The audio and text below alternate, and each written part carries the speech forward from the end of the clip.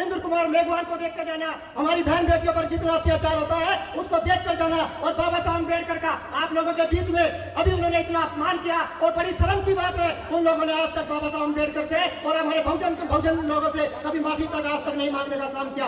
आप लोगों को कसम है बाबा साहब अम्बेडकर की, उन्होंने बाबा साहब अम्बेडकर ने जो 4 बच्चों की कुर्बानी देकर आपको एक वोट का अधिकार दिया है, इस वोट की ताकत से दिखा देना, अमित शाह को दिखा देना, बीजेपी के मनुवादी लोगों को दिखा देना कि बहुजन समाज के पार्टी के जो लोग हैं वो किसी से डरते नहीं है। और इस बार केजरीवाल जी यह वादा कर रहे हैं कि मंदिर के पुजारियों को और ग्रंथियों को 18,000 रुपए तनख्वाह देंगे। उनकी बड़ी साजिश है, उनको पता है कि बड़ी तादाद में लोग मंदिरों से और गुरुद्वारों से जुड़े हुए हैं, सिर्फ वोट लेने की साजिश है, किसी को कोई नो तनख्वाह मिलने वाली नहीं है।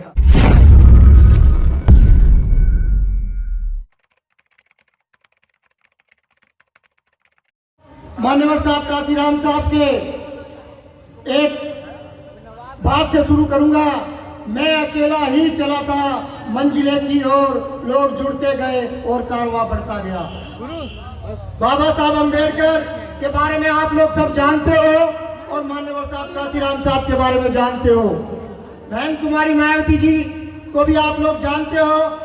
इस बार दिल्ली के अंदर बहुजन समाज पार्टी अपनी सरकार बनाने जा रही है। बहुजन समाज पार्टी गली कूचे में जाकर अपने कीमती जो वोट है वो इकट्ठा करके बहुजन समाज पार्टी की विचारधारा, जो बाबा साहब अम्बेडकर और मान्यवर साहब काशीराम साहब की विचारधारा है, उनको आगे बढ़ाने का काम कर रही है। आपको मैं बता दूं इस मंच के माध्यम से कि दिल्ली के अंदर हमें 5 जोनों में बांट दिया गया है और एक जोन के अंदर ऐसे कार्यकर्ता बहुजन समाज पार्टी के जो लगाए गए हैं, जो एक बूथ की जानकारी रखते हैं। आपको निराश होने की जरूरत नहीं है। आप लोग बाबा साहब अम्बेडकर की औलादे हैं, मान्यवर साहब काशीराम साहब की औलादे हैं।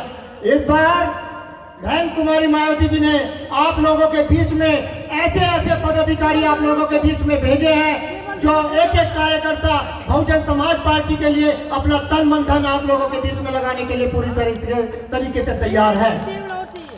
मैं आपको इतना बता दूं कि दिल्ली के अंदर जो ये सरकारें चल रही हैं, या इनकी बातों में बिल्कुल भी नहीं आना है आप लोगों को, क्योंकि ये जो बाबा साहब अम्बेडकर ने जो ये वोट का अधिकार दिया था, इसका सही इस्तेमाल करने का टाइम आप लोगों के बीच में आ चुका है। क्योंकि 5 साल तो हमें उन लोगों के घर दरवाजे जाना पड़ता है और वो लोग हमारी माताएं बहनों की जो समस्या है उन पर भी गौर नहीं करते। क्योंकि बहुजन समाज पार्टी के जितने भी कैंडिडेट हैं पूरी दिल्ली के अंदर, वो ऐसे कैंडिडेट उतारे गए हैं जो बाबा साहब अम्बेडकर की विचारधारा और मान्यवर साहब काशीराम साहब की विचारधारा रखते हैं आप लोग अपने दिल के अंदर। तो मैं आप लोगों से यही कहूंगा, इस पूरी विधानसभा में बच्चा भीम का, काशीराम की टीम का मेरे दोस्तों, इसकी किराड़ी विधानसभा में लगा दो और हाथी वाला बटन दबाकर 5 फरवरी को यह हाथी वाला बटन दबाकर जो यहाँ से प्रत्याशी है मास्टर जगदीश जी, उनको विजयी बना दो। तो मैं आप लोगों को ज्यादा समय नहीं लूंगा, क्योंकि हमारे जो मुख्य अतिथि हैं वो आप लोगों के बीच में पहुंचने वाले हैं। बस मैं आपसे यही कहूंगा, जब आप ये वोट देने जाओ तो बाबा साहब अम्बेडकर को देख के जाना, मान्यवर साहब काशीराम साहब को देख कर जाना, और जो हमारे ऊपर अत्याचार हुए थे मनीषा वाल्मीकि को देख कर जाना, राजस्थान में जितेंद्र मेघवाल को देखकर जाना, इंद्र कुमार मेघवाल को देखकर जाना, हमारी बहन बेटियों पर जितना अत्याचार होता है उसको देखकर जाना। और बाबा साहब अम्बेडकर का आप लोगों के बीच में अभी उन्होंने इतना अपमान किया और बड़ी शर्म की बात है, उन लोगों ने आज तक बाबा साहब अम्बेडकर से और हमारे बहुजन लोगों से कभी माफी तक आज तक नहीं मांगने का काम किया।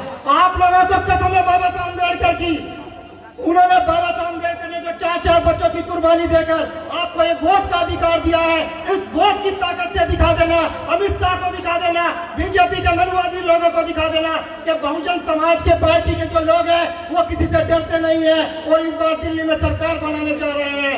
मैं आप लोगों से यही कहूंगा कि बाबा साहब अम्बेडकर को देख लेना, उनके 4-4 बच्चों की कुर्बानी देख लेना, क्योंकि उन्होंने बड़े संघर्षों से हमें ये वोट का अधिकार दिया है। ये वोट का अधिकार आपको राजा बनाना चाहते हैं। जिस समाज का राजा होता है उस समाज पर कभी अत्याचार नहीं होता। हम लोग बहुजन समाज पार्टी के लोग आप लोगों को राजा बनाना चाहते हैं। बाबा साहब अम्बेडकर ने आपको कहा था कि संसद पे कब्जा कर लो। हमारे लोग आज बहुजन समाज पार्टी के लोग आपसे कहते हैं अपने विधानसभा में कब्जा कर लो, नगर निगमों पे कब्जा कर लो।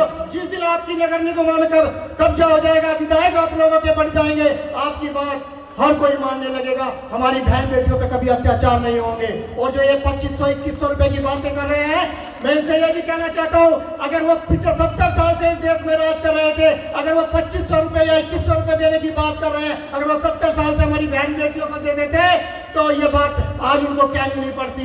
वो आपको लुभावनी वादे देंगे और आपको कभी भी इस लुभावनी वादों में नहीं आना है। और मैं अपनी बात खत्म करता हूँ। सभी को ललित कुमार गौतम का जय भीम। रिश्ते लेने वाला, पेपर लीक कराने वाला सरकार का ही कोई ना कोई आदमी होता है साहब। मैं बताना चाहता हूं आप लोगों को कि जो पर्चे भरे जाते हैं नौकरी के लिए, जो फीस कटती है, उसकी ये बेईमान सरकारों की सालाना आय 13,000 करोड़ रुपए है साथियों, जो आपके बच्चों की जेब से निकाल के इनके खजाने में जमा की जाती है। पर्चा लीक होने पे, वैकेंसी कैंसिल होने पे आज तक किसी को फीस वापस नहीं की गई। ये इनकी बेईमानी है साथियों। इन लोगों से आपको होशियार रहने की जरूरत है। अगर बहुजन समाज पार्टी की सरकार बनती है तो आपके बच्चों को फ्री राशन नहीं दिया जाएगा, आपके बच्चों को फ्री सरकारी नौकरी दी जाएगी, जिस नौकरी से आपके परिवार का राशन नहीं, सारी समस्याओं का समाधान होगा। एक तरफ अस्थायी योजना है और एक नेता ने उत्तर प्रदेश में करके दिखाया है कि वहां पे 1,09,000 नौकरियां एक दिन में देने का बहन जी ने काम किया। और उसके बाद 88,000 शिक्षा मित्रों को सरकारी नौकरी देने का काम किया। केजरीवाल जी यह वादा कर रहे हैं कि मंदिर के पुजारियों को और ग्रंथियों को 18,000 रुपए तनख्वाह देंगे। उनकी बड़ी साजिश है। उनको पता है कि बड़ी तादाद में लोग मंदिरों से और गुरुद्वारों से जुड़े हुए हैं। सिर्फ वोट लेने की साजिश है, किसी को कोई नो तनख्वाह मिलने वाली नहीं है साथियों। आप लोगों को होशियार रहने की जरूरत है और आने वाली 5 तारीख को दिल्ली में अपना एक वोट हाथी के सामने वाला बटन दबा करके बहुजन समाज पार्टी के खाते में डालकर अपने बहुजन समाज के प्रत्याशी को विधानसभा में भेजने का काम कर दें। आपकी समस्याएं अपने आप खत्म हो जाएंगी। और यहाँ पर किराड़ी के लोग बैठे हुए हैं, मुंडका के लोग बैठे हुए हैं। आप किसी पिछड़े स्टेट के किसी गांव में चले जाएं तो इन कॉलोनियों से अच्छी स्थिति उन गांव की मिल जाएगी। मैं जब भी मुंडका जाता हूँ या किराड़ी आता हूँ, या इतना जल भराव है कि जिसकी कोई सीमा नहीं है।